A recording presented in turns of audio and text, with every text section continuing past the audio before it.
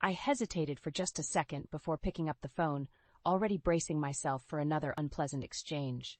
Paul often called me at the worst possible times, but this time was different. The lines of worry etched across my face deepened as I answered. "What is it now, Paul?" "I hate to break it to you, but my girlfriend is pregnant."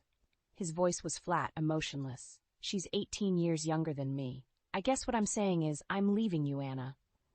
Getting a divorce. That's cool with you, right?" I gripped the phone tighter, the edges digging into my palm. My other hand involuntarily clenched into a fist, an outward display of the inner turmoil I was struggling to suppress. After years of tension and disappointment, I should have been prepared for something like this. But the sheer audacity of his request left me momentarily speechless. Before I could formulate a response, my thoughts were interrupted by a more pressing concern: the well-being of our son, or rather my stepson, Sam. At 16, he would be far from oblivious to the goings-on in our suddenly fractured household. He had always been a sensitive kid, finely attuned to the fault lines of our family. As if on cue, a soft knocking came from the door of the study, the only room I considered mine in the sprawling house that Paul and I shared. "Mom, is everything all right?" It was Sam's voice, tinged with the worry that I had come to recognize all too well. Momentarily neglecting Paul, who was still droning on about something or another, I softened my voice and replied, "I'll be out in a minute, sweetie. Just wrapping up a call." Turning back to the matter at hand, I found my voice. "Listen, Paul, we'll discuss the divorce later. What's most important now is Samantha. If we're going through with this, you need to take responsibility for him. For now, please just let this settle before you do anything else rash." There was a pause on the other end, and then an exasperated sigh. "Anna, don't start with this. He's your kid, too." Technically, he was right, but the unpleasant truth, and perhaps my most powerful card, was still tucked tightly against my chest, a reminder of the complex emotional and legal dynamics that had bound our little family together. The silence on my end seemed to unnerve him, and he blurted out, "You know what? Fine, we'll talk about this later." And with that, he hung up. Releasing a sigh I hadn't realized I was holding, I placed the phone down and pinched the bridge of my nose, an ineffectual attempt to fend off the headache brewing just beneath the surface. Sam was waiting just outside the door when I emerged, his eyes searching mine for an explanation I wasn't yet ready to provide. I mustered a reassuring smile and looped an arm around his shoulders, guiding him back to the living room. "Let's not worry about that call," I said, although we both knew that was a near impossibility. "Why don't you tell me about your day instead?" And as he launched into a story about his latest project in art class, I clung to the normalcy of our conversation like a lifeline, knowing full well that the storm clouds were gathering just beyond the horizon. That night, as the house lay quiet and shadows played against the walls from the street lamps outside, my mind began to drift back in time. The memories came unbidden, a cascade of moments revealing a completely different version of the man I had married. I settled into my armchair, a relic from my pre-Paul days, and let the past unravel itself. I was 27 when I met Paul, an independent marketing expert with a penchant for brand revival. He came to me as a client, but soon became more. We were both rebounding from past relationships. Mine was a tale of young love that burned out too brightly, and his was a marriage wrecked by infidelity. It didn't take long for Paul to sweep me into a whirlwind romance, complete with tender looks and promises of always putting family first. His son, whom he had full custody of, was named Sam. At the tender age of 3, the boy had a mop of curly hair and eyes so wide they seemed to swallow the world around him. Paul would bring him along on our dates, saying, "Just until we find a good sitter." But as time went by, it became an unspoken arrangement, one that didn't bother me as much as I thought it might. Despite my initial reservations, there were fleeting moments where our trio felt like a glimpse of the family life I'd never known I wanted. It was both cozy and exciting, and I began to think that perhaps I could step into this role that the universe had seemingly carved out just for me. So when Paul proposed a year into our relationship, presenting not only a ring but a family unit, I said yes, with hardly a second thought. but the rosy glow of new marriage faded with startling rapidity. As soon as our honeymoon was over, literally and metaphorically, the real Paul began to surface. His facade of a doting father cracked and fell away, leaving behind a man who seemed increasingly indifferent to his son's existence. Work was always his convenient excuse. Even when the underlying note of sadness in Sam's voice couldn't be missed, Paul would shrug it off, leaving me to soothe away the sting of abandonment. I tried to voice my concerns, but Paul's temper flared up easily. "It's not your place," he would say, dismissing my attempts to navigate a healthy dynamic between father and son. As time wore on, I tried to be everything Sam needed, steadfast and present, unlike his father. I attended school plays alone, cheering twice as loud to make up for the space where Paul should have been. And with every small absence, with every unkept promise, a bitter seed of resentment took root in my heart. Now, in the subdued light of my living room, as sleep teased at the edges of my consciousness, I couldn't help but wonder when exactly my marriage had slipped from being a partnership to a performance, and at what point I had lost myself in this charade of family life. The morning sun filtered through the blinds, casting lines of light and shadow across my face. I took a moment to steel myself for whatever trials the day might bring, after last night's revelations. The silence of the house was a stark contrast to the chaos of my thoughts. Sam was still asleep, his door ajar and his breathing steady. I let out a quiet sigh of relief that he could at least find some peace during these turbulent times.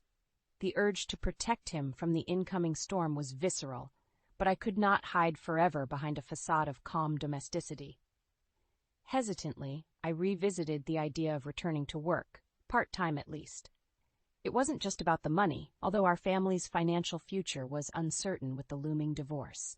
It was about regaining a semblance of the independence I had once taken for granted. I remembered my conversation with Paul about this a few years back. "A part-time job?" Paul had scoffed, slouched on the couch with a beer in hand. "What's that for? Some pocket money for shopping?" His laughter still echoed in my mind, a bitter reminder of his condescension. "It's for Sam." I had shot back, my voice firm. "He's growing up, and there are expenses, school supplies, extracurricular activities, and I want to help." Paul's only response had been a shrug before he dimmed the room with the TV's glow. But the next morning, when his head was clearer, he had grudgingly agreed, tossing the declaration at me like it was a breadcrumb. And so I slipped back into a familiar role in the marketing world, but on my own terms.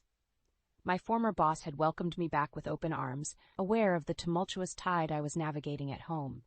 The balancing act was taxing, juggling domestic duties with the demands of work, but it provided a lifeline.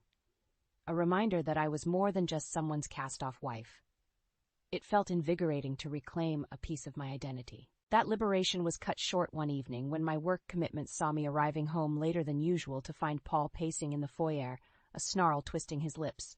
"Where have you been?" he demanded.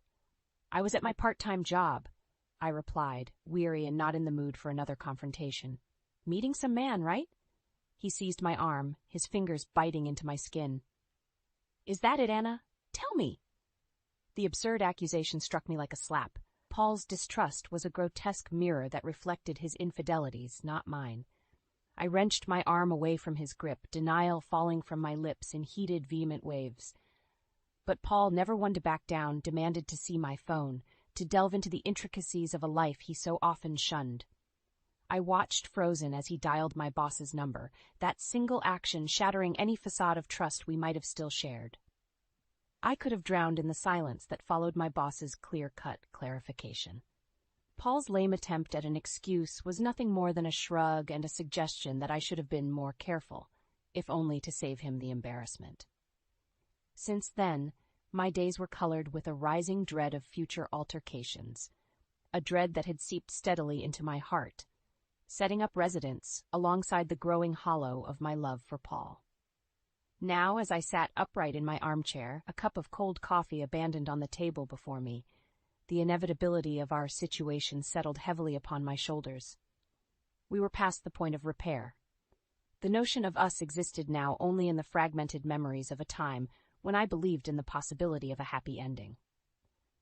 As the days slipped by in an unsettled quiet, life took on a stuttering rhythm.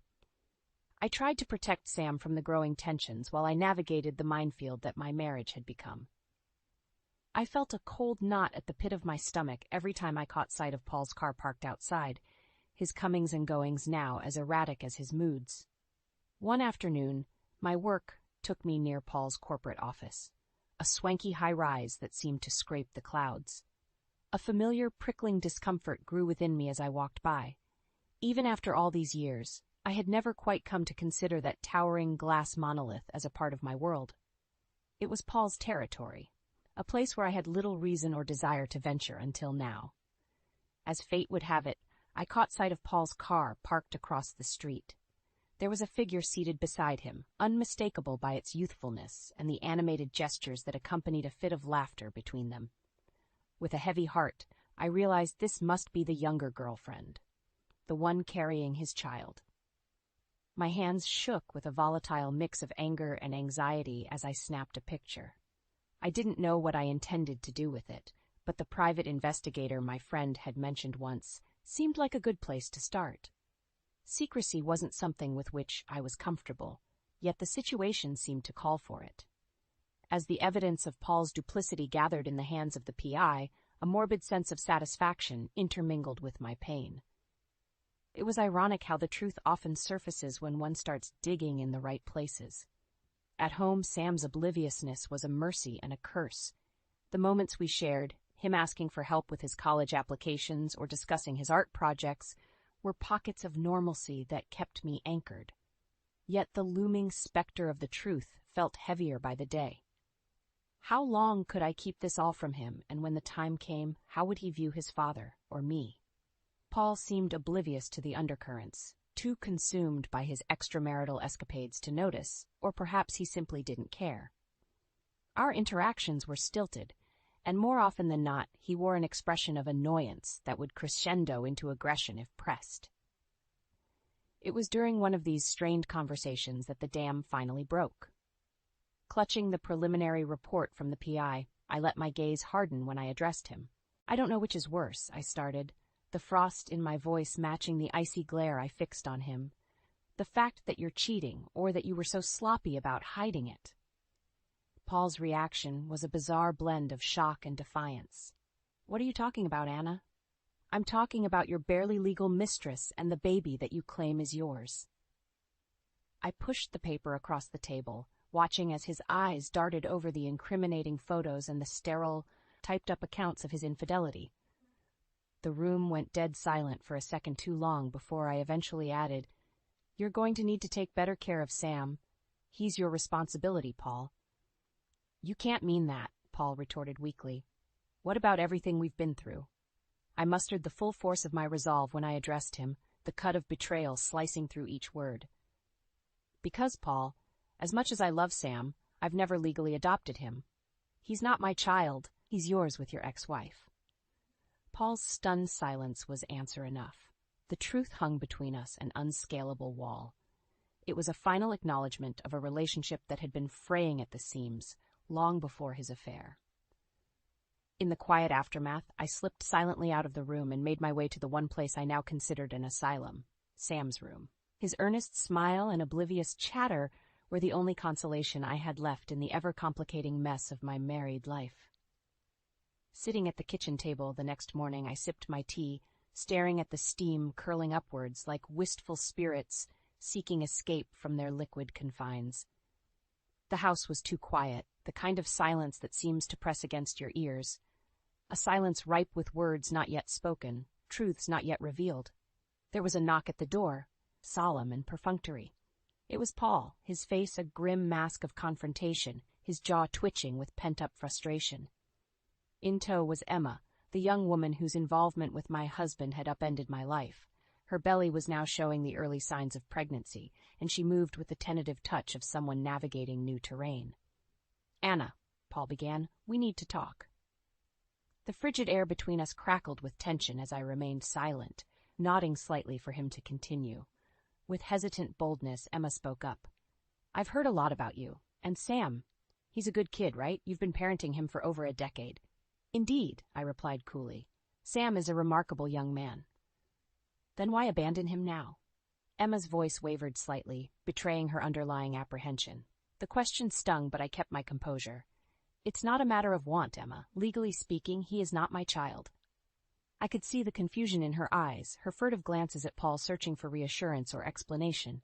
Paul, seemingly prepared for a different outcome, appeared lost. But we're married, Anna. Isn't that enough? No, it's not, I said firmly. To make a stepchild one's own, one must legally adopt them. I never did. Adoption? Emma frowned, the concept foreign to her. Exactly, I continued. Without that, I have no claim over Sam, no obligations or rights. Paul's face paled. What does this mean for us, then? It means you're fully responsible for Sam's upbringing. I am not abandoning him, but I cannot, in good legal conscience, take him with me. Your actions have consequences, Paul. There was a pause as the weight of my words settled over us like a shroud. Look, this is a mess, I concluded, standing up. I'm willing to discuss a fair divorce settlement, but Sam's care is not negotiable. He's your son. The conversation ended with Paul's defeatist surrender. Emma's protests were cut short by a simple, yet stern look. They left in a huff, the door closing behind them with a decisive click, the sound echoing the closing chapter of our marriage. It was only after their car was out of sight that I allowed myself a single solitary tear. My grief was not for the loss of Paul, already a ghost in my heart, but for the upheaval that Sam's life was about to undergo. I vowed then and there to protect him as much as I could, no matter the legal ties that bound or separated us. Days passed in a haze of legal consultations and muted emotions. I navigated through them with the determination of someone who knows there's no turning back. Every ring of the phone, every knock on the door, I was braced for another battle, another bitter exchange. In a strange turn of the tide, Paul's inevitable retaliation came not in the form of tantrums or threats, but with him dragging Emma into the sanctity of our home. The tension was thick, a tangible entity as they stood there, a united but unstable front. Anna, Paul began, urgency bordering on desperation clouding his voice. You can't just back out and let everything fall apart because our situation changed. I could only nod, urging him to continue while mentally preparing my counter-argument.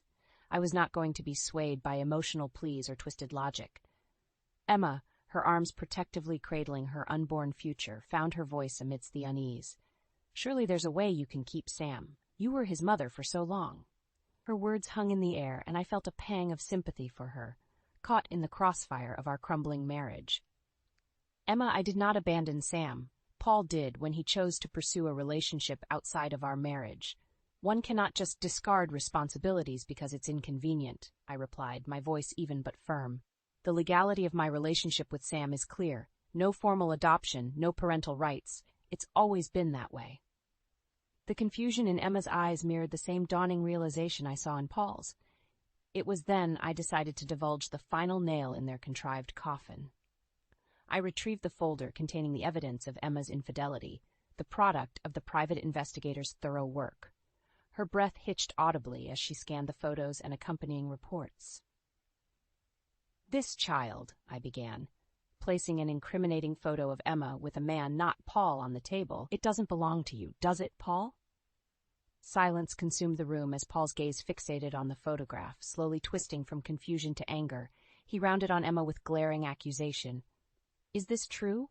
His voice was barely above a whisper, but each word was laced with betrayal. Emma's stammered denial, negated by the evidence before her eyes, only fueled Paul's fury. You led me on. Paul's words were venomous, his expression an amalgam of rage and hurt. Observing the scene unfold with a detached, academic interest, I felt the chains of my marriage finally slacken. Do what you must with each other. Sam and I will adapt, as we always have. I expect you'll do the same, I uttered with finality, excusing myself from the brewing storm. As I made my way to the haven of my study, their heated exchanges muffled by the closed door, I focused on the sound of my steady breaths and the knowledge that Sam and I would face brighter days ahead. It was not the end of our story, merely the beginning of a new chapter. In the wake of the crumbling illusions and the raw truths laid bare, my thoughts turned toward the future with a steely resolve. It was within the confines of my study, among the legal pads scribbled with thoughts and potential strategies, that I formulated my next steps. A decisive course of action was necessary, both for Sam's well-being and for my emancipation from the life I had known. I reached out to my attorney, a meticulous and forthright woman named Miss Carter, who had been a guardian angel of sorts throughout this ordeal. "It's time to discuss the terms of the divorce and the division of property," I told her over a secure line, each word a hammer driving nails into the coffin of my marriage. Miss Carter assured me she would arrange for us to move forward with pragmatic efficiency, and I trusted her implicitly. Preparing for this legal battle was like bracing for a storm. Security measures were a necessity, not a luxury. Within days, a meeting was orchestrated to discuss the partition of our lives into neatly quantifiable assets and liabilities. Paul's disposition fluctuated between anger and spiteful acquiescence. But through it all, I remained firmly anchored to my objectives. As if play-acting the part of the dutiful wife one last time, I served coffee and brought out the ledger of our once shared existence, slipping into the uncomfortable but familiar role of his domestic partner. Trying to eke out my dignity from our divide was akin to navigating a boat through rocky shoals, each potential compromise on material possessions a risk that might capsize an already unstable situation. But Sam's future was the lighthouse guiding me. Everything I did was to ensure he would not be left adrift in the wake of our split. Paul hesitated, his expression a mask of consternation as we discussed alimony and the financial stipulations going forward. "How can we possibly unwind everything we've built?" he asked, a note of plea underlying his usual assertiveness. "We can, and we will," I assured him, my tone laced with an undercurrent of fatigue. "It's not just about us anymore." The air grew colder, the silence starker, as we both signed the papers that would render our shared history into nothing more than a transaction, an exchange of worldly goods and bruised promises. I hesitated only once, my pen hovering over the document as the finality of it all settled into my bones. Each stroke of my signature was a release, a liberation from the ties that no longer served me, or Sam. As Paul left, his departure was without the dramatic flourish of our past arguments. Instead, a quiet, anticlimactic exit that allowed the gentle closing of the door to serve as his final goodbye. Retreating to the solace of my solitude, I reflected on what it meant to let go, to relinquish the dreams of what could have been for the reality of what must be. In the quiet aftermath, a newfound sense of pride welled within me. I would steer my destiny with a steady hand, come what may. The jagged edge of reality set in as I sat at my vanity, staring into the mirror at the woman I had become. A woman hardened by betrayal, but not broken by it. With each brushstroke through my hair, I steeled myself for the confrontation to come. I was tired of the shadow games and half-truths. It was time to drag everything into the light. Donning my armor of a charcoal business suit that accentuated my newfound resolve, I arrived at Paul's place of work, a towering testament to his professional success and personal failures. Blending into the anonymous flow of the city's morning hustle, I passed through the revolving doors of his corporate fortress with one objective: to ensure there would be no further avoidance or delays in the settlement of our divorce. Paul's supervisor, Mr. Green, was a man I had met but a few times, always in the periphery of company galas and charitable events. His demeanor carried the gravity of someone who understood the weight of his position, and as I sat in the waiting area of his office, I folded my hands, ready to lay out my case. The door to Mr. Green's office opened, and Paul's figure appeared, confusion marring his otherwise stern features. He had clearly been interrupted, pulled from whatever business matters had occupied his day. I could sense his annoyance, but the burning urgency in my gaze was enough to silence whatever complaint he might have vocalized. Mr. Green extended his hand, a practiced smile affixed to his face as he addressed me. "Miss Simmons, what brings you to our office today?"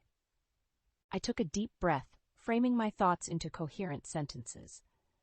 The matter at hand is personal, but it has reached a point where I can no longer wait for my soon-to-be ex-husband to do the right thing. Our divorce must proceed, and I need assurance he will cooperate. Paul stiffened, his eyes darting to Mr. Green, then back to me. It was clear he had never anticipated our private discord intersecting with his professional life.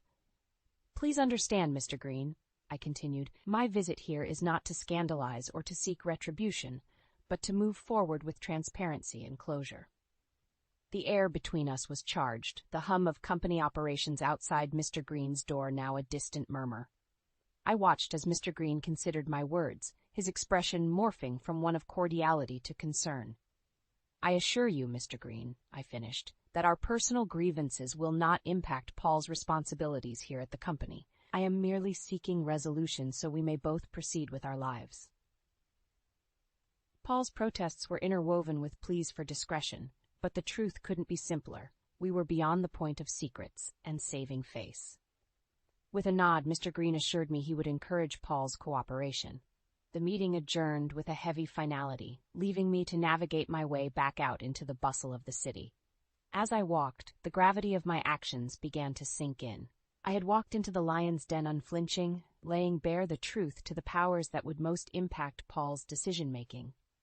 It wasn't long before news of the scandal made its way through the office grapevine. Paul and Emma's illicit relationship, once shrouded in whispers, was now cast into the unforgiving light of day. Emma's position within the company, intertwined as it was with her personal entanglements, became unmanageable. The fallout was swift and irrevocable for both of them, their reputations tarnished and their professional standing compromised. I returned home to the quiet of my study, allowing myself the brief luxury of unraveled composure. The sky outside was overcast, heavy with unreleased rain, a mirror to my own emotional state. Paul and Emma's fate was no longer my concern. I had severed the ties that bound me to their downfall. It was time for me to focus on the path ahead, to embrace whatever came next, with eyes wide open and heart slowly mending.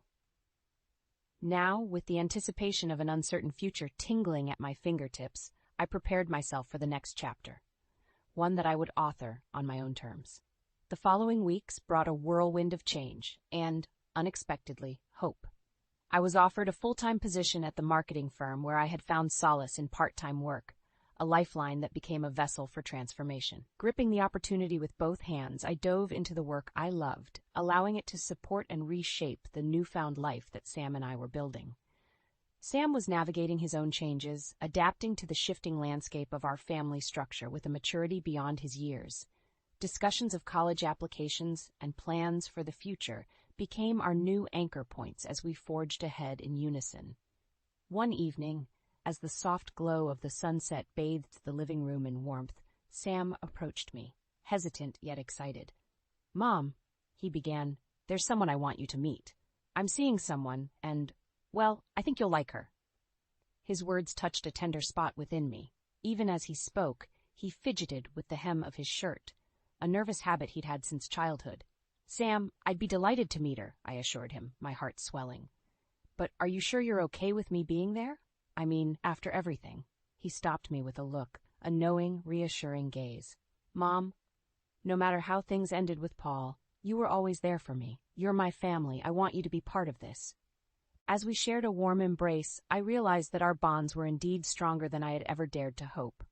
Sam's resilience and love gave me the strength to be the parent he deserved, regardless of any legal definition.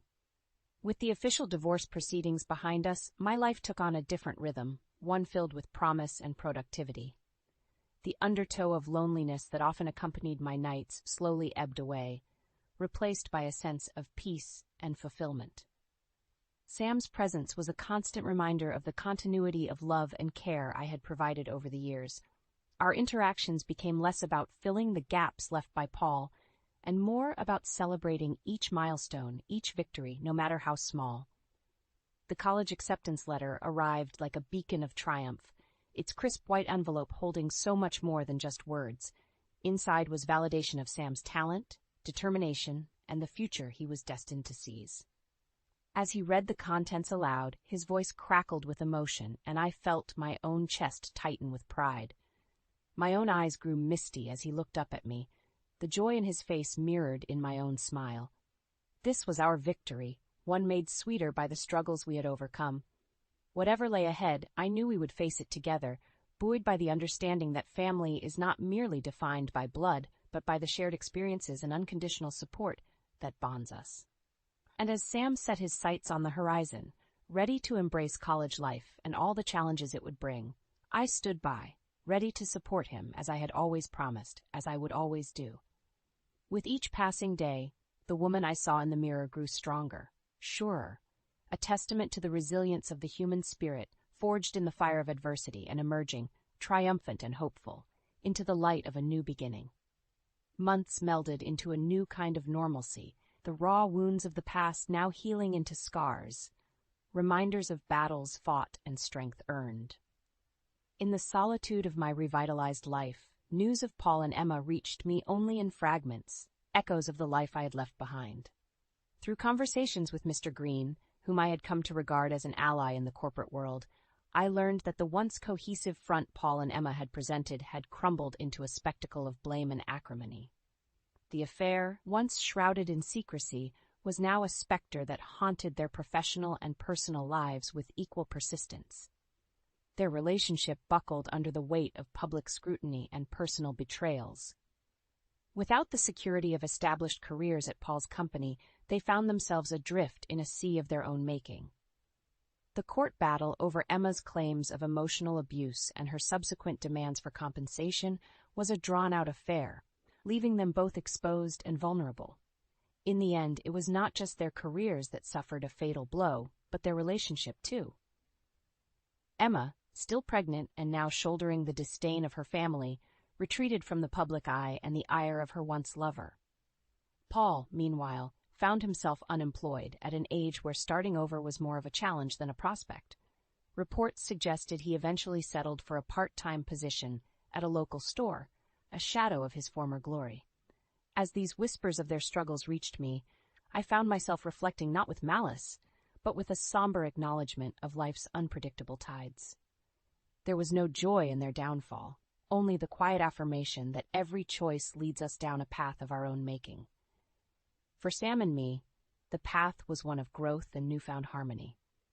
As he embarked on his college journey, I watched him navigate his newfound independence with the same resilience and integrity that had seen him through the chaos of our fractured family life. It was a bittersweet farewell when I dropped him off at his dormitory, but one filled with the promise of his bright future. Back in the fortress of my own rebuilding, surrounded by the familiar comforts of a home that had seen too much yet stood resilient, my career flourished. Returning as a full-time employee had reignited a passion that I had thought lost, infusing my days with purpose and fulfillment. In moments of solitude, I would sometimes catch myself marveling at the strength and serenity that had grown from the ashes of my previous life. There was a newfound sense of self that permeated every aspect of my existence, a calm confidence that whispered assurances of the possibilities that lay ahead. In the evenings when the golden glow of sunset bathed my garden in its warm embrace, I would think of Sam's parting words, that regardless of our lack of legal tie, I had always been and would always remain his true parent, in every sense that truly mattered. It was in these quiet moments that I knew the love and bonds we shared transcended all else. Our narrative had been one of trials and transformation, with the final pages yet to be written. Together and yet apart, we moved forward into our separate futures. A son stepping boldly into the world he would shape, and a mother standing proud, her resolve unshaken, ready for whatever chapters were yet to come. Well, thanks for your long service as a housekeeper. We don't need a caregiver anymore, so we're getting a divorce today. I had been caring for my father-in-law for 15 years, stepping in for my husband and mother-in-law. Just after my father-in-law passed away suddenly, my husband, who rarely came home, appeared with his mistress. Despite the recent conclusion of the funeral, he told me in a joking tone with a smirk on his face and then thrust a divorce paper at me. Thanks for everything, old hag. I'll be expecting the compensation. Laughing derisively, the mistress standing behind my husband also looked down on me. Yes, after all my dedication over 15 years, this is your true face. I smirked inwardly as I stared intently at my husband's face, and muttered expressionlessly, "Yes, gladly." Annoyed by my attitude, Tony spat out, what's with that attitude, Hillary? My husband, no, this man didn't understand the situation at all. He had no idea how miserable his circumstances were going to be. My name is Hillary Irving, a 43-year-old housewife. I have been married to Tony, a company employee, for 15 years. Due to various circumstances, we have no children. Over these years, I have been constantly struggling. It was also a time of drifting apart from my husband. Tony and I met 16 years ago when I was working at a diner. I had a dream of owning my own place, and since college, I had been working part-time at this popular local diner known for its home-cooked meals, beloved by all ages. After graduating, I aimed to eventually take over the business and began working there full-time. Tony, a fresh-faced corporate worker in his second year, soon became a regular and started venting to me about his job almost every day. Talking to you, Hillary, somehow clears my mind. That's great, eat lots and do your best tomorrow. Thank you, Hillary. I initially saw Tony, 5 years younger, as a cute younger brother. As we talked more, our relationship grew closer, and about a year after we met, Tony seriously confessed his feelings. I think I can build a warm home with you, Hillary. Please, will you marry me? His earnest words were unlike any before, and I was unexpectedly swept off my feet. May I think about it? Even as I said that, my mind was half made up. Building a warm home was as important a dream to me as owning my diner. Eventually, we agreed I would continue working even after marrying, and we started our new life together. However, the dream of a happy married life with Tony was soon confronted with harsh reality. Right after the wedding, Tony announced that we would be living with his parents. His father had suffered a stroke a few years back and become bedridden, and his mother, with poor mobility, struggled with caregiving alone. Not having met them before our marriage, I was only told about this after the fact.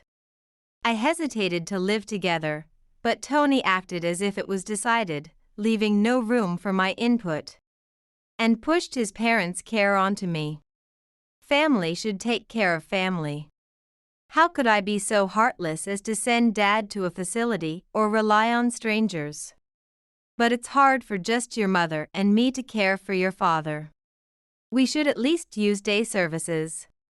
Who's got money for that? My mom managed all this time. Now you're here, you can handle it. You're part of this family now, so stop complaining and take care of Dad and Mom. He coldly dismissed me, and from then on, Tony never listened to my objections.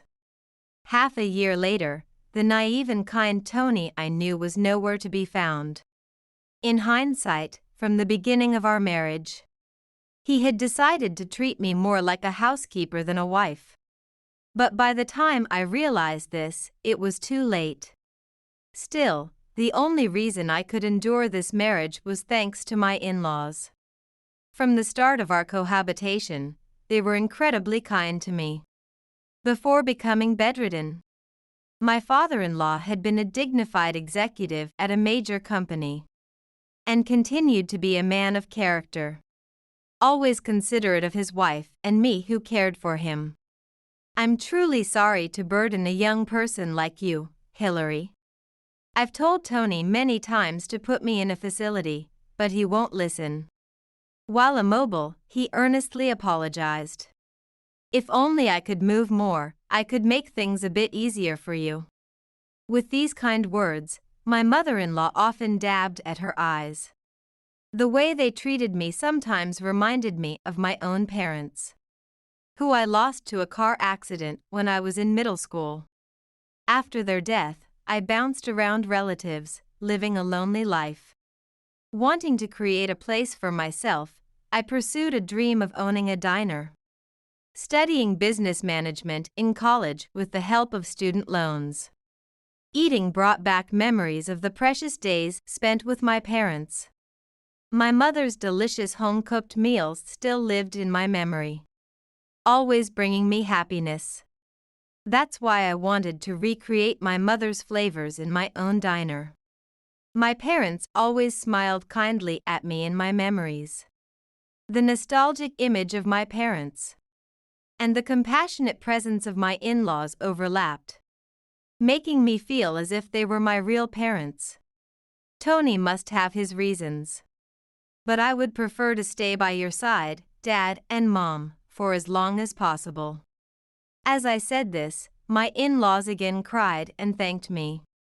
Building a warm home with Tony might be difficult, but cherishing my in-laws could compensate for that. With this in mind, I gave up on my dream of the diner, quit my job, and dedicated myself to home life. 15 years passed. Life wasn't easy. Within a year of our marriage, Tony rarely came home, leaving mostly just the three of us, my in-laws and me. Tony restricted my activities and gave me only the bare minimum for living expenses. You're a housewife, so you don't need much money. Be grateful I'm providing for you.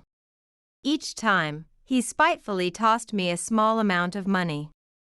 Of course, what Tony gave was not enough to live on, so I dipped into my savings from before I was married. Hillary, this is for you. One day, after years of such a life, my mother-in-law quietly handed me a substantial amount of money. Mom, I can't accept this. She smiled kindly and gently pushed an envelope filled with money toward me. It's all right. You always cook such delicious meals for us. My husband is very happy with your cooking, it's very comforting. Her words and gentle smile filled my heart with joy. My father-in-law's condition had worsened over the years, and he couldn't swallow normal food anymore. So, I had been carefully preparing meals that he could eat. Yet, when Tony occasionally came home, he would always complain about my cooking. Hey, how can you serve such lousy food with a straight face? Your cooking really sucks. Are you kidding me? Laughing foolishly at his own rude words, Tony's behavior was trivial to me. I sighed quietly to myself. Wouldn't it be better to at least look at your father's face instead? Shut up. Don't tell me what to do. Eventually, Tony left the house with a sulky look on his face, perhaps unhappy that I gave no response. This behavior repeated several times, and Tony increasingly stayed away from home. Meanwhile, my father-in-law, weakened by illness, started to be frequently hospitalized. However, there was a bit of good news. My mother-in-law managed to walk almost normally thanks to her diligent rehabilitation. But probably, Tony hadn't noticed this because he remained indifferent towards his own parents. One night, unusually, Tony came home late. He entered the house with loud, stumbling footsteps, appearing to be very drunk. Hey, the master is back, and you're not even here to greet me. What a privileged housekeeper you are. Tony, not bothering to hide his true feelings, was shouting insults loud enough for the neighbors to hear. Get the bath ready. As usual, you're a housekeeper who can't anticipate needs. No sooner had he shouted this than he sprawled out on the living room sofa and began to snore loudly. I turned around to heat the bath as instructed. Just then, a familiar electronic sound hit my back. I quickly turned around and saw Tony's smartphone. The screen lit up for a moment, displaying a message adorned with the name Claire and heart emojis. I gasped involuntarily. The message read, "The trip to Hawaii was so fun. Thanks for all the bags." Then, the smartphone screen went dark again. I stood there, frozen, staring at it. Feelings of disbelief and resignation washed over me alternately. Tony was having an affair. How long had it been? Why? Such questions and emotions mixed inside me, and I instinctively covered my face with my hands. As I staggered back to my room, I noticed my mother-in-law peeking out of her room. But I said nothing and silently returned to my room. The next day, Tony was once again gone from the house before I knew it. I thought I had heard shouting earlier, but I ignored it and sat blankly. After a while, my mother-in-law hesitantly called out from outside the room. "Hillary, something happened last night, didn't it?" When she asked me directly, I burst out crying loudly. Rushing into my room, my mother-in-law hugged me. Feeling her warmth, the reality of last night hit me. And I told her loudly about what I had seen. Dark emotions kept rising in me, and I couldn't keep my voice down. While hugging me, my mother-in-law kept apologizing tearfully. "I'm sorry, I'm so sorry, Hillary." After a while, I calmed down considerably. "Hillary, you know, I've been thinking." She started to tell me about a plan she had. Just then, a loud thud came from my father-in-law's room downstairs. We hurried down to him. It seemed he had heard my loud voice. With a pale face, he apologized to me repeatedly. Seeing him in pain, I quickly called an ambulance. However, a few days after being taken to the hospital, my father-in-law passed away. Grieving, we managed to arrange his funeral. "Dad, why did you have to die?" Tony showed up at the funeral and dramatically wailed in front of the coffin. Staring blankly, I wondered what he was even saying now. As Tony cried excessively, funeral staff and a few male relatives eventually had to carry him away. After Tony was taken away, my mother-in-law and I quietly said our goodbyes to my father-in-law. Everything felt like it had ended in an instant, and I felt an overwhelming emptiness. No more tears came. Then, Tony reappeared in front of us with a young woman. In flashy attire, surely his mistress, Claire. Smirking, Tony handed me the divorce papers. "Well, thanks for your long service as a housekeeper. We don't need a caregiver anymore, so we're getting a divorce today." "Tony, what are you doing?" Ignoring his mother's angry outburst, Tony arrogantly continued. "You were just a housekeeper after all, so no compensation. I've been supporting you all this time. I could even demand compensation from you." "Be grateful," he said, smirking, while Claire grimaced behind him, which surprised me. "What are you even saying?" I thought. "That's the deal, Mom. I'll be going home with Claire from now on. Take care." Then, turning to me with a grin, Tony said, "So, get that divorce paper filed." Hearing the all-too-predictable words, I couldn't help but snort. "Yes, gladly." And with that, I turned on my heel and headed to the office. Everything was going so smoothly, it was almost scary. With that thought, I submitted the divorce papers.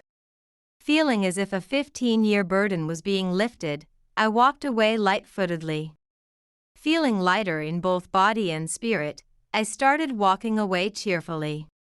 Then, suddenly, Claire appeared. With a furious red face, she threw some words at me. I laughed silently at the thoughtless mistress in front of me, and executed another plan I had prepared. A week later, I visited my in-laws' house with someone. As I had informed them by phone beforehand, my mother-in-law smoothly opened the door. We headed straight to the living room, where Tony, seeing me, exclaimed in surprise, "Hey, why are you here?" "Because I invited her here," my mother-in-law said sharply. "First, about father's estate." As my mother-in-law spoke, Tony leaned forward eagerly. Before he could speak, the man seated next to me placed a stack of documents on the table and solemnly announced, "Father had entrusted us with his will during his lifetime." "This is who I am," the man said, offering Tony a business card. "A lawyer." "Yes," the lawyer nodded, unfolding a document. "This is the will left by your father.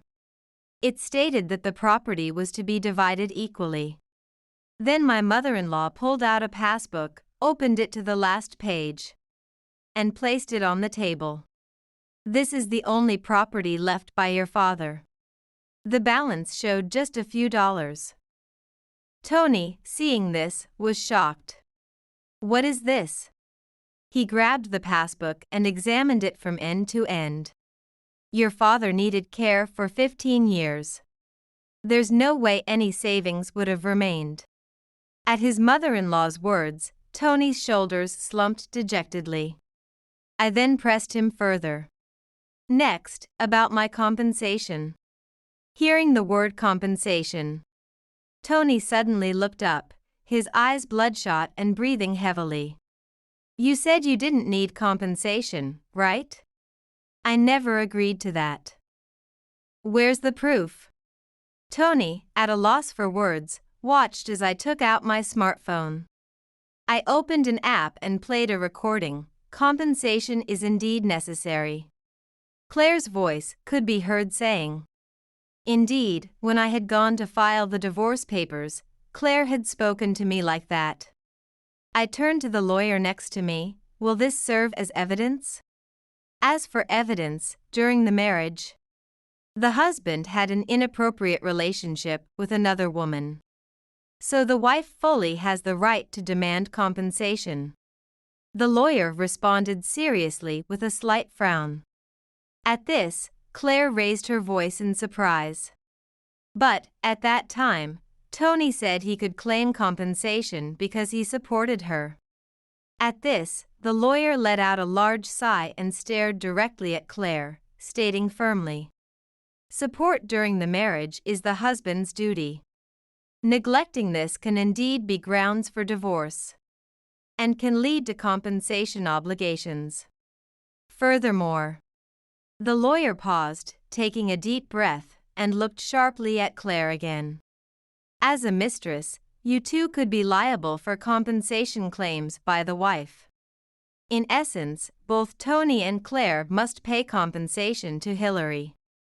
Caught off guard by the lawyer's businesslike tone, Claire was momentarily speechless. However, regaining her composure, she turned to Tony and snapped, "Tony, you liar. You said we'd get a lot of money." "I didn't know either." While we all sighed deeply, thinking how could he not know? "In any case, we will be proceeding with the compensation claim. Please arrange for the payment promptly." Clearing his throat, the lawyer addressed them in a slightly pressured tone. Thanks to that, I managed to receive a somewhat generous compensation. 3 months after divorcing Tony, I was busy living alone in a town slightly removed from my in-laws. There were many things to prepare, and my days were hectic. One day, out of the blue, Tony called. "Hey, help me out. Something terrible has happened." It seemed that the last strategy we had set up was finally taking effect.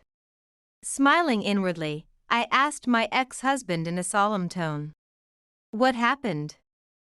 Is something wrong?" "It's my mom, she's acting strange." "Understood.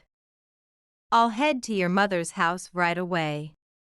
When I arrived at my in-laws' house after a long time, it was in a terrible state.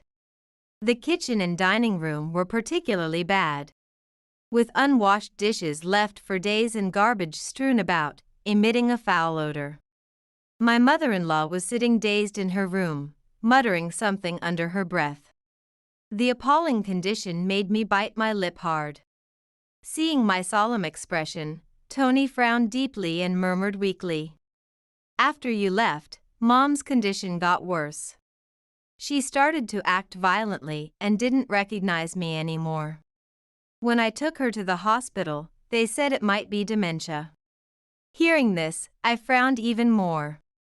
Tony must have initially tried to care for his mother himself, probably pushing most of the responsibility onto Claire, just as he had dumped his father's caregiving on me.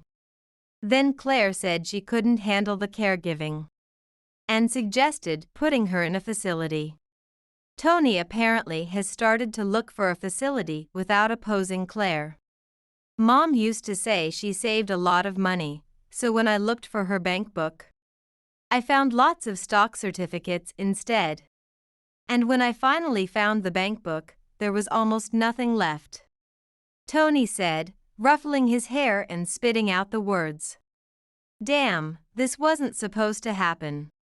Claire ran off with my bank book as soon as she found out there was no money left.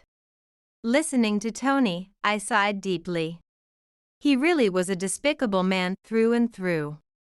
Breaking up with him was definitely the right decision. How Tony interpreted my sigh, I wasn't sure, but he looked at me pleadingly. Please, Hillary. Help me out. I closed my eyes, blocking out any more of Tony's sight. I didn't want to see his face for another second. I quickly finished what I had to do and prepared to take my mother-in-law from there. I'll take care of your mother. Tony, seizing on my words, shouted, Really? I cut him off sharply. But on one condition. You must never show your face to us again. Agreed? I glared at Tony with all my might. Perhaps overwhelmed by my intensity, Tony stumbled back a bit. A takeaway box crunched under his feet. Shortly after, I left the house with my mother-in-law, who quietly walked beside me. Her steps surprisingly firm. I squeezed her hand tightly. That was some acting. Mom, too. We both chuckled quietly. Yes, this had all been a plan orchestrated by my mother-in-law. Of course, she hadn't developed dementia nor had she squandered her assets on stocks. It was all an act to escape from Tony. The state of the house, however, had been quite terrible. Wasn't that a bit too much? Then she replied with a refined smile. It was a good lesson for Tony. He got what he deserved. On the night Tony's affair was exposed, my mother-in-law, while hugging me, had firmly said she would sever ties with Tony. She then suggested that we formalize our relationship through adoption. And from then, she informed me of this plan. Believing in the success of her strategy, I had been preparing and waiting. Now, we would live peacefully, just the two of us. 3 years have passed since then. I heard through the grapevine that Tony and Claire had eventually split up. A chain is only as strong as its weakest link, they say. Well, it was an inevitable outcome. With financial support from my mother-in-law, I started a diner. It is now thriving, and every day is bustling with activity. Recently, Tony showed up at my diner, looking much older than his years, despite being 5 years younger than me. Hey, it seems you're doing pretty well. Lend me some money, he said in a servile tone. Your mother's funeral you didn't attend, did you? I gave you one last courtesy by informing you. Indeed, my mother-in-law passed away not long after that incident. Even if for a brief period, we had managed the diner together as a real family. Those days had become a precious memory for me. At my words, Tony's face contorted, but before he could speak, the regulars at the diner, all fans of my mother-in-law, started shouting angrily at him. In no time, they had kicked him out of the diner. He began shouting loudly outside. I approached Tony and presented him with a restraining order we had signed when I took my mother-in-law into my care. You haven't forgotten this, have you?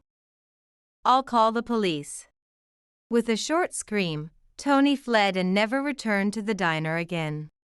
Marriage? I'd had enough. While occasionally receiving proposals from regulars, I gently declined, continuing to run my dream diner, cherishing my memories with my mother-in-law.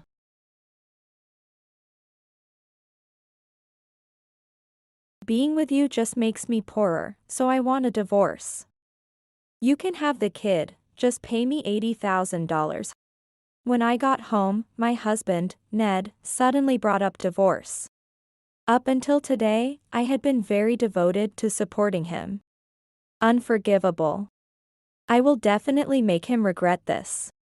Without showing my feelings, I coldly responded to him. Fine. My casual response must have shaken Ned. But it's too late. From now on, you're going to see hell. My name is Sandra Irving. I'm a 25-year-old front desk clerk at a hotel. Last year, I married Ned, my boss at the time. I became pregnant at the beginning of this year and left the company. The workplace I left was warm and comfortable to the very end, celebrated by everyone. Since then, I have been a full-time housewife, working hard on housework and childcare. Our newborn son cries a lot at night and doesn't drink well. Despite the chaos of having a child for the first time, Ned had been devotedly supportive. However, Ned suddenly changed one day. He used to be proactive with household chores and took care of the child. But his recent behavior has been strange. I've got a work dinner tonight, so I won't need dinner. That's a lot, huh? I understand for a sales job, but it's tough when it's you all the time. You gotta do what you gotta do. I'm off. There were never weekly drinking parties when I was working. Especially since he was like the head of the restaurant department. Such meetings were supposed to be during working hours. It was unheard of him to go to drinking parties after work, even when our son was born. But recently, this lifestyle has become the norm. I convinced myself that things must have changed since my time. However, that led to suspicions due to Ned's certain behavior. I'm home. Is the bath ready? Welcome back. It's ready. Ned seemed unusually happy when he returned from the drinking party, and strangely sober. Which made me question his expression. Ned, you're usually not good with alcohol, but you seem fine today. Oh, yeah. Didn't drink much. Ned appeared greatly disturbed by my casual remark. Another surprise was nearby him. It wasn't the smell of alcohol but the scent of women's perfume. Usually, he would have a drink with snacks as soon as he got home, but today was different. He immediately asked for a bath. At that moment, a sense of discomfort arose in me. You usually come home drunk after being forced to drink so much? Today the sales manager wasn't there next to me. Thanks to that. Don't sweat the small stuff. Just worry about your chores. People often express lies through negative words and speed up their speech without realizing it. Ned was particularly prone to taking a domineering attitude. Hearing his words, I instantly sensed his guilt. Despite this, he continued to go to drinking parties. And there were times when he came home early in the morning. I was convinced that Ned is keeping something from me. When he returned home early one morning and left for work without sleeping. This is Ned's phone. He had unusually left his phone on the sofa, and I found it. While holding the phone and contemplating whether to bring it to him, Ned returned home. Seeing me with his phone, he snatched it back with a look of disgust. What are you doing touching someone else's phone? Huh? I was just wondering whether to bring it to you since you left it here. Shut up. You didn't look, did you? While he quickly put the phone in his chest pocket, he glared at me with a look of contempt. The way he looked at me made me more certain. He thought it would be bad if I saw what I shouldn't see. This might be the moment, I thought. But if it's another woman, it would be bad to confront him now and have him delete the evidence. I haven't looked. I wouldn't stoop so low. What's with that tone? Who do you think is feeding you? Know your place. Trying to intimidate with power, Ned slammed his bag onto the table. He was trying to dominate me through force. If I were alone, I would talk back and leave the house right now. But I can't do that with my precious son here. Who knows what could happen? I need to endure. Endure and expose Ned's wrongdoing. I clenched my fists hard, desperately trying to control my anger with pain. As if sensing my feelings, our son, who was sleeping in another room, woke up and realized I wasn't there. I could hear his desperate cries calling for me. Shut him up already. His irritable shout made me flinch, and I could almost see him raising his fist. I shrank from his menacing look. How did our relationship come to this? At the beginning of our marriage, there was nothing like this. But upon reflection, maybe I was just blind. His behavior had always hinted at something like this. In the early days of our marriage, Ned insisted on meticulous household rules. Clean the toilet after every use, never leave dishes in the sink. He demanded that meals only be eaten after all the dishes were washed. And the sink was scrubbed clean. I was expected to clean up after every meal Ned ate and take care of all the laundry. If his shoes were dirty, it was up to me to notice and clean them without being asked. I remember these directives led to arguments between us, as I was overwhelmed by the constant demands. The amount of housework has increased compared to when I lived at my parents' house. And on top of that, there's childcare. Ned, who initially helped out, is now acting like this. Why did I get married in the first place? I've reached my limit in this environment, where I feel like I'm doing more work than a housemaid. Especially with his treatment now. I've reached my breaking point and want to divorce him. I want to grab my son and flee this house right now. It was during these thoughts that a turning point arrived. Sandra, what is this? It was about a month after I started digging into Ned's affairs.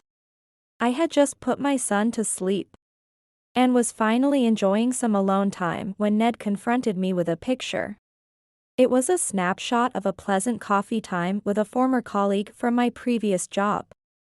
What are you doing so leisurely outside while I'm at work? I finished the housework and went out for some coffee to stretch my legs. What's wrong with that? Where do you get the money for this? You've been wasting the living expenses I give you. Ned mistakenly believed that I had misused the living expenses on non-essential things. Without listening to my side, he started yelling loudly. At that moment, our son, who was supposed to be sleeping, woke up and began to cry loudly. Shut up. Stop wailing. Despite the fact that our son was crying in another room, Ned went out of his way to enter the room and scold him. At that moment, feeling the need to protect my son, I stood in front of the door in a defiant stance, determined not to let him pass. Move it. No, I won't move. Do you even realize what you're trying to do? He's just a newborn baby. It's insane to yell at such a small child.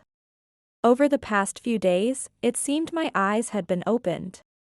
Staying with this man would bring no happy future for either me or my son. I wanted to leave right away. I had enough reasons to leave. All that was left was to gather the funds to do so. I still couldn't raise my son alone. First, I needed to find a job. I had to look for one discreetly, not at my previous workplace. As I was thinking this, Ned forcefully pushed me aside, opened the door violently, and left it open as he coldly spoke. Get out. I don't need a wife who can't show respect to her husband. Pack your things and leave now. Wait, what are you saying? Don't be unreasonable. Just leave. You're an eyesore, you maggot. After using my money without permission and that arrogant tone. Who do you think you are? If you're going to talk back like that, I don't need you anymore. Take the kid and just disappear. Ned hurled insults at me and, while shoving our crying son and my belongings at me, he threw us out the front door. He locked the door, making it completely impossible for me to return home. I was left wandering the streets with my newborn son. In the quiet back alley late at night, only my son's sad cries echoed. I'm sorry. I'm so sorry. Because I was such a failure as a parent. I'm really sorry for putting you through this hardship. Fearing a disturbance report from the neighbors, I quickly moved to a park. Holding my son tightly to keep him warm, ensuring he felt my presence. As I apologized over and over, determined to protect him at all costs. I planned to seek help from the city office or somewhere else once the sun rose. Just then, as if to add insult to injury, it began to rain. Without an umbrella, I held my son close to shield him from the rain. And tears fell just like the raindrops. If only I had seen through Ned sooner and divorced him before our child was born. If I had been a stronger woman, none of this would have happened. Despairing over my helpless situation, an elderly man appeared. What's wrong? Why are you here at this time? Despite it being past 3 a.m., a well-dressed elderly man offered his umbrella to shelter me and my son. What happened to bring you and such a small child out here? The man, likely living in the grand house across the park, had heard the continuous crying of my son and came to check on us. Although it was suspicious to be approached by someone at such an hour, for some reason, I felt a sense of nostalgia towards the elderly man. As I shared the recent distressing events, he didn't say a word but covered my head with his towel and gently dried my hair. Come to my house. I have female servants who can help care for the baby. It's too cruel to spend the night here. Moved by his kind tone and compassion, my tears flowed endlessly. Accepting his invitation, I followed him with my sobbing son into his home, where a shocking truth would soon be revealed. Leave the rest to me. Nodding at his words, I decided to rest for the time being. His servants were kind and gladly took care of my son. Thanks to them, I was able to sleep soundly for the first time in a long while, waking up only in the afternoon. A female servant noticed my awakening and mentioned that my phone had been ringing a lot. She had refrained from waking me, considering my deep sleep. Grateful for their kindness, I checked the missed calls, unsurprisingly all from Ned. Likely, he couldn't prepare breakfast without me and was demanding I return immediately. His calls were typical of a hopeless husband, making me regret ever seeing anything good in him. Though I didn't want to return, ignoring him could lead to trouble with the police. Deciding to speak with Ned, I took my son and headed home once more. Thus began the fierce battle between me and Ned. You. Where have you been wandering around until now? Not preparing breakfast, leaving the house a mess. After such a stupid argument yesterday. You stubbornly didn't come home all night. I nearly snapped back, but I suppressed the urge to retaliate. How am I supposed to enter when the door is locked? And how would I know about the lack of breakfast? If you regret not being able to prepare it yourself, you shouldn't have driven me away. You're the smart one, aren't you? He always belittled me. A smart person like Ned would have avoided such a situation altogether. But in the end, he was the one in trouble. He should realize it's all his own doing. With that in mind, I goaded him by throwing his words back at him, and I saw his temples twitch. I've had it. I can't do this anymore. His anger must have reached its peak. I don't know when he prepared it. But Ned pulled a piece of paper from his room and slammed it on the living room table. We're getting a divorce. I never want to see your face again. There, on the table, lay the divorce papers with Ned's name on them. He must have thought I would panic upon seeing it. His face, expecting an apology, revealed his inner thoughts. But I wasn't going to play into his hands. I grabbed a pen from a nearby shelf and signed without hesitation. Understood. You're unusually compliant. With no job and no parents, you have nowhere to go. What are you going to do now? Despite his outward bravado, I could see the cold sweat on his forehead. The twitching corners of his mouth and the look on his face said it all. Such a foolish man. While inwardly despising him, I quickly gathered my remaining belongings. Silent, huh? Well, fine. This feels refreshing. As I ignored his words and packed, Ned, seemingly carefree, delivered the final blow. Being with you just makes me poorer, so I want a divorce. You can have the kid, just pay me $80,000. Perhaps because I wasn't visibly shaken, Ned demanded a reckless amount of money. I was utterly astounded internally. He was trying to shake me with money, to rile me up. If we got into an argument, he could dominate the conversation and manipulate me. Then he would impose even more restrictions on me, making my life miserable while he freely enjoyed himself. Reading through Ned's transparent thoughts, I turned around with a broad smile and quickly responded. Fine. Hearing this, Ned visibly faltered and panicked. Do you understand? $80,000. $80,000.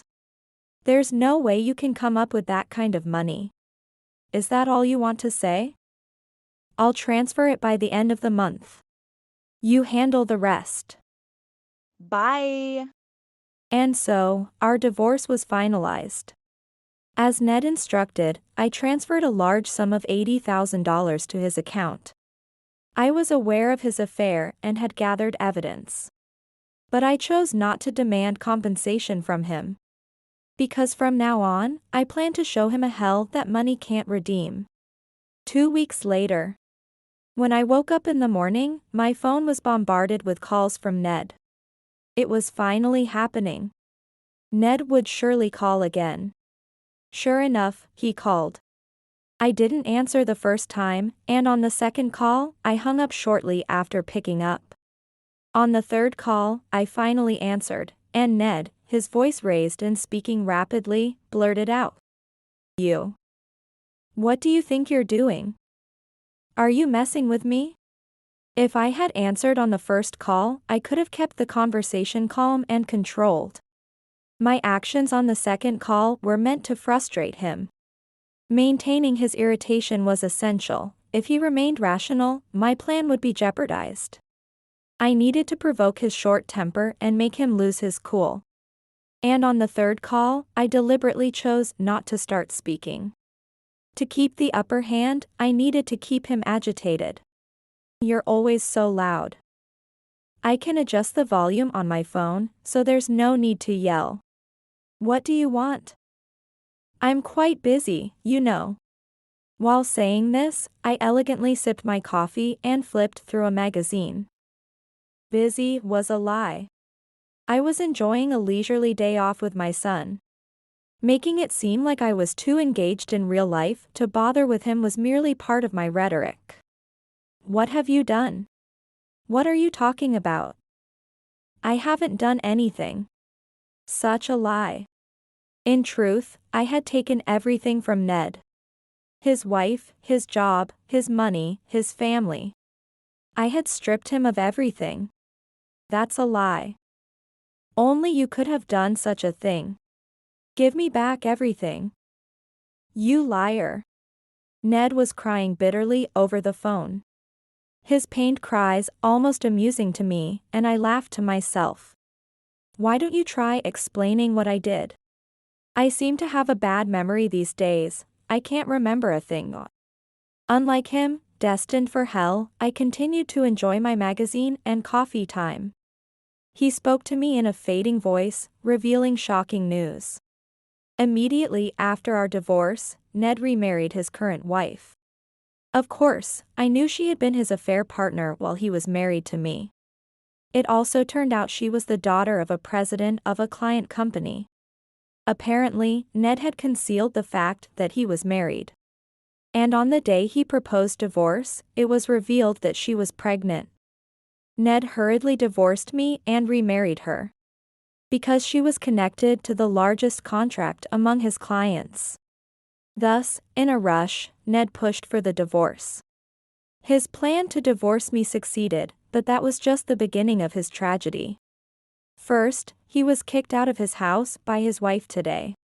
And she demanded a divorce because she found out about his previous marriage. Upon learning that I also have a child, she became furious. As she demanded compensation and announced the divorce, Ned panicked and lashed out at her. His rage was so severe that even his parents tried to intervene. He caused both mental and physical distress to his wife, leading her to report the situation at his workplace. The hotel he worked at decided they couldn't contract with someone like him and fired him.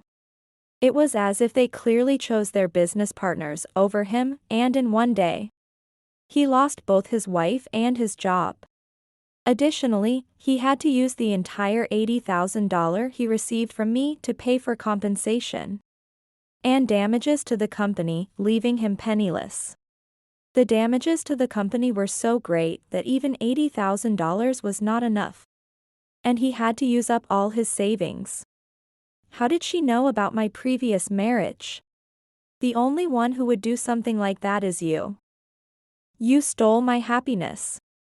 Ned screamed in frustration. I closed the magazine I was reading and decided to face him directly. His utter lack of remorse infuriated me. I had intended to just listen to him and hang up. But his continued refusal to reflect on his misdeeds was unbearable. I couldn't stand it. Stole your happiness? It's just karma. You cheated while you were with me, you were abusive to your wife leading to your divorce. And you got fired from your job, all because of your own actions. What did you say? You are nothing, and you dare to preach to me like that? You must be living a busy life because you can't support a kid on your own. This is the punishment for dumping me. He must have mistaken that I was working from morning to night. Holding up the magazine in front of me, I scorned him inwardly while politely delivering a sarcastic remark. I was busy reading a beauty magazine until just now, but I've finished. Now I'm thinking about having my second cup of coffee and maybe doing some knitting. What? How is that busy? Are you mocking me? Even over the phone, I could imagine him turning red and steaming like an octopus. My cheerful laughter probably irritated him even more. His shouting didn't stop. But even that was pleasant to me. I had been unable to say anything to him before, but now I was easily manipulating him. The unreachable environment where he could only shout was frustrating for him. And he demanded to see me immediately. Where are you? A phone call isn't enough. I'm coming over to your house right now. Sandra Irving, you're welcome to come, but you'll be turned away. I'll let the servants know that you're an outsider and absolutely not allowed in. Servants? Yes. I'm currently living in a mansion. With my father. I switched to a video call to show him the surprising scene. Chairman. Displayed on the screen was the elderly man who had helped me. And he was the chairman of his workplace. He was my father. Hello, Ned. Nice to meet you, perhaps? I'm Sandra's father. What? Huh? Father? How come? Chairman, I don't understand at all. Ned, who had been told I had no father, was visibly shaken.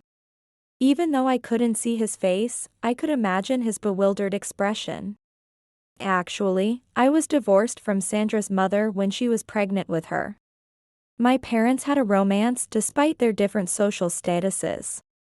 My father was the heir to a financial conglomerate, and my mother was a commoner. The child of a salaryman and an office lady. Grandmother disapproved of their marriage, and the entire family opposed it so vehemently that my father was disowned and lost all support. Seeing this, my mother broke up with him and gave birth to me in a state where only recognition from the father was allowed. To avoid tarnishing the family name, they did not marry. But he recognized the child and sent child support every month.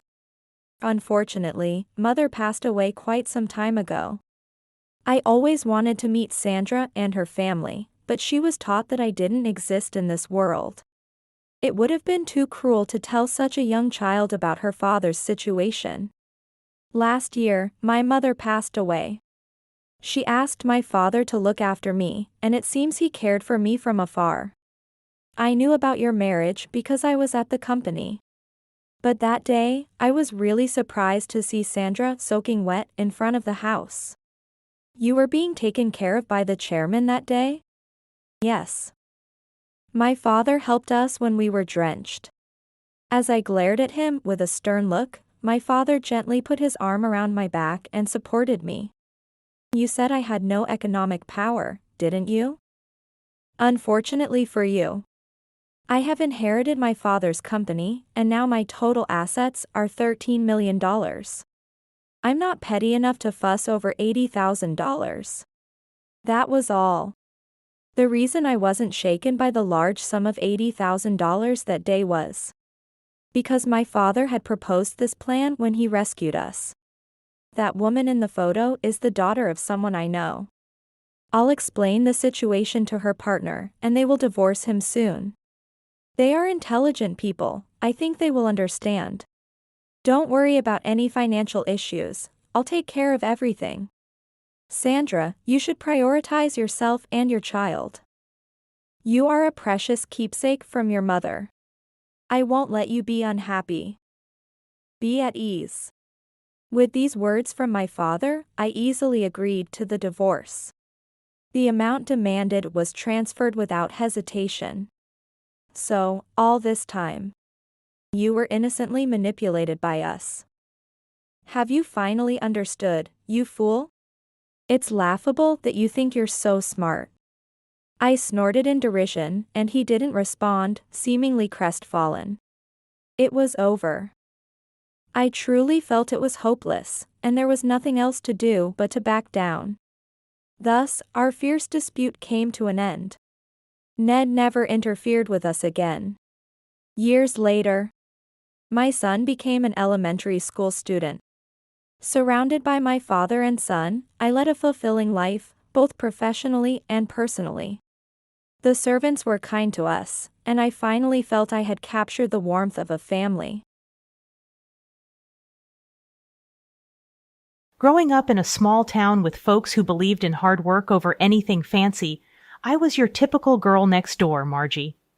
My family wasn't rich, but we were happy, and they instilled in me the value of hard work from a young age.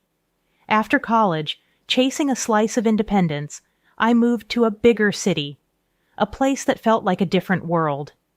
It was there my life took a turn I never saw coming. I landed a job as a sales manager at a big company, which was a big deal for a small-town girl like me. The job was demanding, but I thrived on the challenge. Unlike my peers who were all about hitting the clubs after work, I was more likely to be found curled up with a book or working overtime. That was until David walked into my life. David was everything I didn't know I was looking for. Charming with a smile that could light up the darkest rooms and a sense of humor that could make anyone laugh. We met through work, and what started as casual coffee breaks turned into long dinners, and before I knew it, I was head over heels. I can't believe how lucky I am, I remember telling him one evening as we walked along the river, the city lights reflecting like stars in the water. Believe it, Margie, you're the best thing that's happened to me, he said, his hand finding mine. It wasn't long before we got married. A simple ceremony, nothing too fancy, just how we liked it. Our daughter Lily came into our lives not long after, and suddenly our little family felt complete. Life was good. David and I found joy in the simple things. We'd take Lily out on weekends with our mobile home, exploring the outskirts of the city, or sometimes just walking in the park, letting her chase the pigeons while we walked hand in hand. But it wasn't all play. Balancing work and family life was tough. After Lily was born, I switched to working half days to be there for her more. David was supportive, always saying, "Do what you need to, babe. We'll make it work." And we did. We were a team, tackling household chores together, making meals, and taking care of Lily. David's parents were a big help, too. They adored Lily and were always there when we needed a hand. "You two are doing great," David's mom would often say. "It's not easy, but you're making it look like it is." It felt like we had everything figured out, but life has a way of throwing curveballs when you least expect it. One evening, as we were cleaning up after dinner, David mentioned working late more often. "The project's picking up steam. Going to need to put in extra hours," he said, almost apologetically. I understood, or at least I tried to. "We'll manage. Just don't work yourself too hard," I replied, trying to keep the worry out of my voice. The shift was gradual, like the slow buildup of clouds before a storm, unnoticed until the downpour is upon you. David's late nights became more frequent, and the warmth that used to fill our home started to cool. I tried to shrug it off, telling myself it was just the stress of his job, but deep down, I knew something was off. Lily started asking more about her dad. "Why isn't Daddy home for dinner?" Her innocent questions were like punches to my gut. "Daddy's gotta work, sweetie. He'll be home soon," I'd say, but the soon stretched longer and longer. One day I got held up at work, something I couldn't avoid. I called David, hoping he could pick up Lily from school. His reaction was like a slap across my face. "What do you mean you're stuck? Can't you see I'm swamped? Handle your own mess," he snapped over the phone before hanging up. Tears stung my eyes, not just from his words, but from the shock of hearing him talk to me like that. I'd never seen this side of him. Panicking, I called his mom. "Hey, it's me. I'm in a bind. Can you grab Lily from school?" I asked, trying to keep my voice steady. "Of course, dear." "Is everything all right with David?" she replied, concern evident in her voice. "Yeah, just work stuff." "Thanks, I owe you one," I managed, feeling a mix of relief and embarrassment. As days turned into weeks, David's detachment grew. He wasn't just absent physically, but emotionally, too. Our home felt like a house with no life in it. I tried talking to him, reaching out, trying to bridge the gap that kept widening between us. "David, we need to talk. Whatever this is, it's not working. Lily misses you." "I miss you," I said one night, mustering all the courage I had. He barely looked at me, his eyes glued to his phone. "What do you want from me, Margie?" "I'm here, aren't I?" "Just tired, that's all," he muttered, his tone dismissive. "But that's just it. You're here, but not really. You don't talk to us, to me. What's going on?" I pressed, desperate for any crumb of affection or concern. "Nothing's going on. Drop it," he snapped, standing up to leave the room. His indifference was a bitter pill to swallow. I lay awake that night, listening to the silence of our home, a stark contrast to the laughter and love that used to fill it. The change in David wasn't just hurting me, it was affecting Lily too. She became quieter, her bright spark dimming with each day her father pushed us away. It wasn't just the emotional distance. David stopped helping around the house altogether. Tasks we used to share now fell squarely on my shoulders. I felt like a single parent. "Why doesn't Daddy play with me anymore?" Lily's voice broke through my thoughts one evening as I washed the dishes. I turned to her, forcing a smile. "Daddy's just busy, honey. But we can play, what do you say? Your choice of game," I offered, trying to mask the ache in my heart. She nodded, a small smile on her lips, but her eyes were searching, looking for the father she adored and missed. The divide between us grew, and with it, my loneliness. I turned to David's parents for support, spending more time at their place just to feel some connection to the man I married. They noticed the change too, but were at a loss on how to help. "It's just a rough patch, dear. Every marriage has them." David's mom tried to reassure me, but her eyes told a different story. one filled with concern and uncertainty. As the days passed, the silence in our home grew louder, a stark reminder of the rift between David and me. I clung to the hope that maybe, just maybe, things could go back to how they were, in a desperate attempt to break through the ice that had formed around us. I planned a surprise. I bought tickets to a local music show, thinking it could reignite the spark we once had. The moment I told David about the surprise, his reaction was far from what I had hoped for. "A music show? Seriously, Margie? You know I'm swamped with work. I don't have time for this," he said, barely looking up from his laptop. "But it's been ages since we did something as a family. Lily would love it, and I thought it could be a nice break for us together," I replied, trying to keep my voice steady despite the hurt his words caused. "Great. Another thing to add to my never-ending to-do list. Thanks, but I'll pass. You two go and have fun," he said dismissively, turning his attention back to his work. I stood there, feeling like a fool. The rejection stung, not just because he didn't want to go, but because it felt like he didn't want to spend time with us at all. Lily, sensing the tension, came over and tugged at my... "This is getting ridiculous. You're never home anymore. Lily keeps asking about you." "Look, I don't need this right now, Margie. Work is crazy, and I'm doing the best I can. Maybe if you were a little more understanding instead of constantly nagging, things would be better," he retorted, his words dripping with annoyance. "Nagging?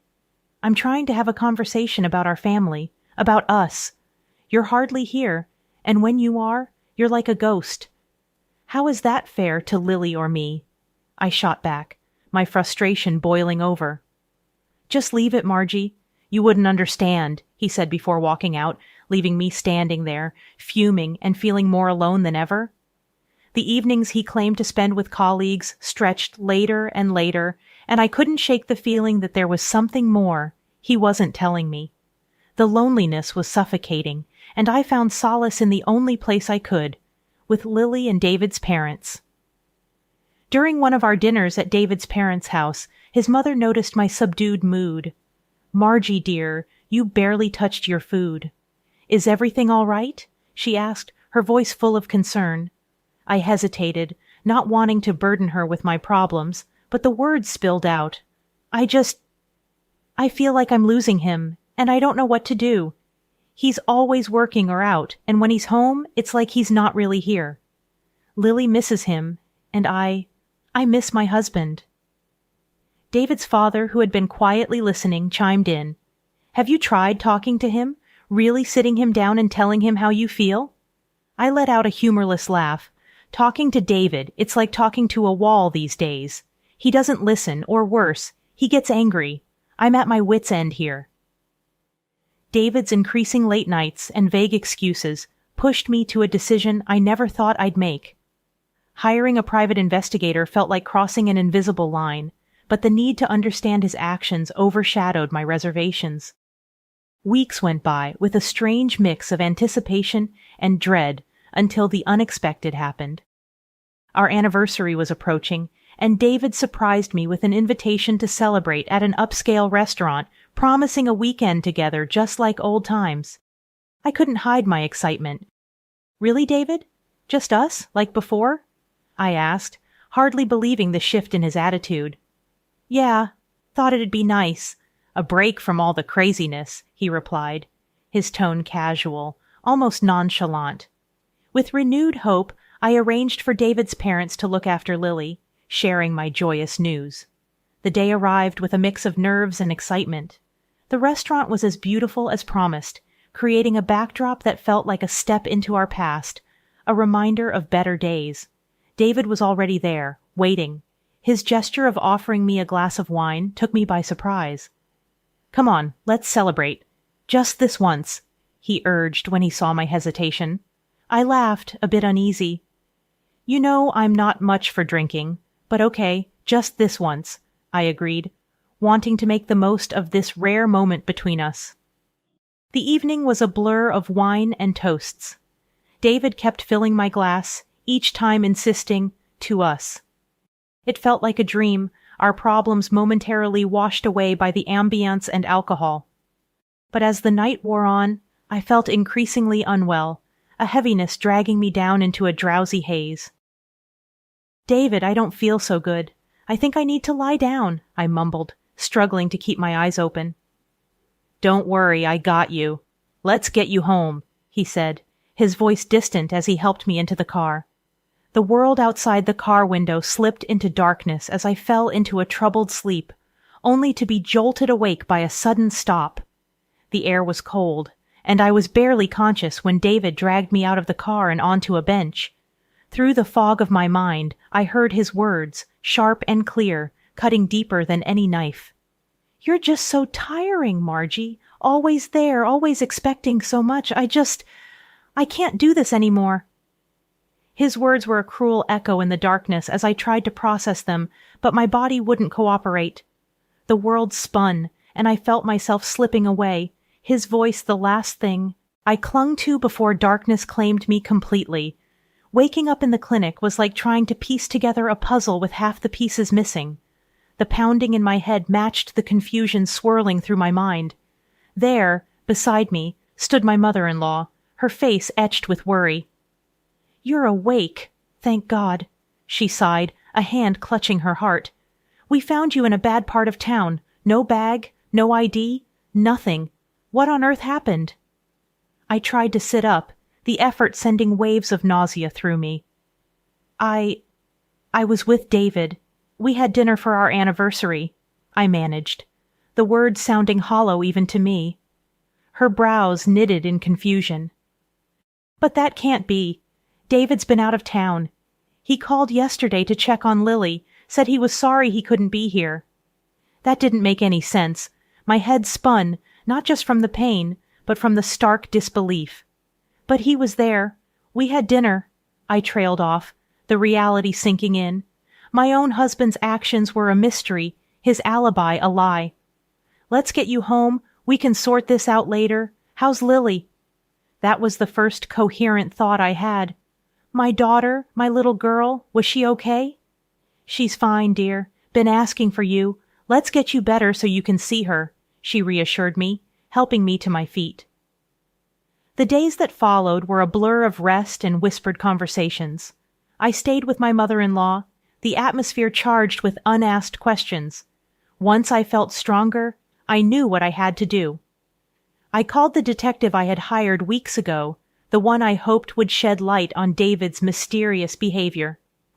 "Margie, I have the report. We need to meet." The detective's voice was grave over the phone, promising answers I wasn't sure I was ready for. I met him at a quiet cafe. The envelope he handed me felt like it weighed a ton. "What's in here?" My voice was barely a whisper, fear and anticipation battling within me. "Take your time with it. It's a lot to process," he cautioned, his eyes not hiding his concern. Back at my mother-in-law's house, I braced myself for the worst. The envelope contained photos, receipts, a detailed account of David's comings and goings, evidence of a life I was not a part of, a betrayal laid bare on paper. My hand shook as I absorbed every word, every image. This was the proof of the lie my marriage had become. The man I thought I knew, the life I thought we had built together, it was all a facade. As I drove to the address the detective had given me, my mind was a whirlwind of emotions. Anger, betrayal, but above all, a fierce determination to confront the truth. The evening air felt heavy as I parked outside the nondescript apartment building. With each step towards the door, my resolve hardened. The door was surprisingly unlocked, a foreboding welcome to the scene I was about to witness. Inside, I found them, David and his brightly haired mistress, lounging as if they owned the world. The shock on David's face upon seeing me was almost satisfying, almost enough to dull the sharp edge of betrayal. "So, this is the hard work that's been keeping you busy every night, huh?" I couldn't keep the bitterness from my voice, nor did I want to. The woman with her pink hair and bright suit just smirked at me, arrogance dripping from every pore. "You shouldn't have come here. It would have been easier for you to just disappear," she sneered, making my blood boil. I turned to David, my heart aching with the betrayal. "How could you do this to me, to us?" I demanded. though a part of me doubted any answer could ease the pain. She laughed, a sound so cold it sent shivers down my spine. "Because you've been in the way of our happiness. We've wanted you gone for a long time," she said, her cruelty cutting deep. But I wasn't there to break. I stood my ground, my voice steady despite the turmoil inside. "I know all about your plans. I'm not here to beg or cry. I've seen the evidence. I know about the poison, and the police do too," I revealed, presenting the evidence I had gathered, the blood tests, the detective's report, the video evidence. Their faces fell, but it was the mistress who recovered first. "You can't prove a thing. You're out of your depth," she hissed, but her bravado couldn't mask the fear in her eyes. I pulled out my phone, showing them the recordings of their plotting. "It's all here. The police have everything they need, and there's more, much more." David tried to speak, but the woman cut him off, still playing the queen of denial. "You think this is over? You think you've won?" she spat, but her words were desperate, the threats empty. I faced them both, my heart heavy but my conscience clear. "This was never about winning or losing. It's about justice. For me, for anyone you might have tried to hurt after me. You won't get away with it." As I left, their stunned silence was a cold comfort. The night air felt sharper somehow as I stepped outside, but I walked away with my head held high. I had confronted the darkest part of my life head on, not with violence or anger, but with the truth. The courtroom was charged with tension, every eye fixed on the drama unfolding. It was the day of reckoning for David and his mistress, the day their fates would be sealed by the weight of their own deceit. Despite their defiant denials, the evidence spoke louder than their lies. As the prosecutor laid out the evidence, it was like reliving the nightmare all over again. First came the restaurant security footage, a silent witness to David slipping something into my glass, a betrayal captured in grainy clarity. Then the city's cameras painted a damning trail, showing David abandoning me in a place no one should ever be alone at night. The final nail in the coffin was the medical reports, undeniable proof of the toxins coursing through my veins, a sinister attempt on my life. David and his mistress sat side by side, a united front in their guilt. Their attempts to brush off the evidence were pathetic, their lies crumbling under the weight of truth. "It's all a misunderstanding," David tried to argue, his voice lacking any conviction. The mistress chimed in, her arrogance undimmed. "That evidence could have been doctored. You have no proof it was us," she sneered, trying to sound confident. But the evidence was irrefutable. The videos, the tests, the detective's thorough investigation, it all pointed to one undeniable conclusion. They were guilty, and justice was about to be served. The judge's gavel was a sound of finality. Based on the overwhelming evidence presented, this court finds the defendants guilty as charged, the judge declared, his voice echoing through the silent courtroom. And then, the financial compensation. It wasn't about the money, not really. It was about accountability, about making them pay in some small way for the havoc they wreaked on my life and my daughter's life. Now, it's a stark contrast to those shadowed days. My daughter and I have found peace, a new beginning forged from the ashes of our past. Our home is filled with laughter and love, a safe haven that once seemed impossible to reclaim. "We did it, Mommy." My daughter's words are a balm to my soul, her smile the brightest light in my life. "Yes, we did, sweetheart. We're going to be just fine," I assure her. And in my heart, I know it's true. The journey was long and fraught with pain, but standing here now with my daughter by my side, I'm reminded of the strength and resilience that lies within us. We've weathered the storm and emerged stronger, ready to face the future with hope and courage. David's parents, once figures I respected and admired, showed their true colors in the aftermath. They were devastated by their son's actions, heartbroken by the betrayal and harm he caused. The day they decided to cut ties with him and rewrite their will, leaving everything to Lily, my daughter, was a day I'll never forget. "I don't know what to say," I managed, my voice choked with emotion. "It's what's right. She's our granddaughter, and we love her. We want to make sure she knows she's not defined by her father's mistakes," they replied, a firmness in their tone that left no room for argument. Life since then has been a series of adjustments, of finding our footing in this new reality. I went back to work full-time, diving into my role with a renewed sense of purpose. Balancing work and being a single mom to Lily hasn't been easy, but it's been our life, and it's been good. My mother-in-law, bless her soul, has been a godsend.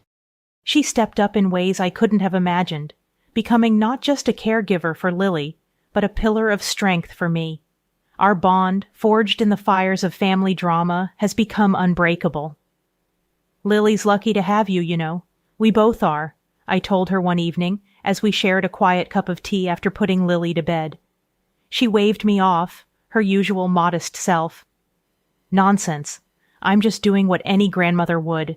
Besides, seeing you two happy is all the thanks I need." Our conversations, once filled with the pain and confusion of David's betrayal, now revolve around plans for the future, Lily's latest achievements, and the simple joys of our day-to-day lives. We laugh more, worry less, and cherish the peace that has settled over our home. Lily, growing more each day into a bright and curious young girl, is the light of our lives. She knows she is loved, cherished, and supported not just by me, but by the extended family that rallied around her. "Mommy, when I grow up, I want to be strong like you," Lily said to me one night, her words filling my heart with warmth.